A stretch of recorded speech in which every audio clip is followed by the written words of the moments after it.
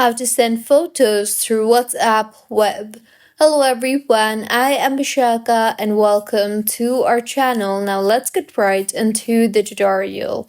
Firstly, go ahead and open your preferred browser and then go ahead and open WhatsApp web in there. Once opened, go ahead and open the conversation where you want to send the message. And once opened, tap on the plus icon on the bottom text box you see there, and you will see various options such as document, photos and videos, camera, etc.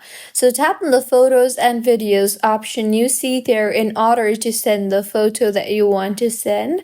Further, go ahead and choose your document that you want to send and then tap on it, and finally tap on the open button at the bottom and then tap on the send button, and with this the picture or the photo will be sent.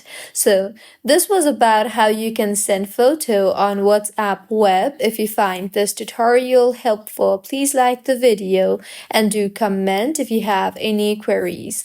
Also, do subscribe to our channel for more helpful tutorials like this. See you on the next one.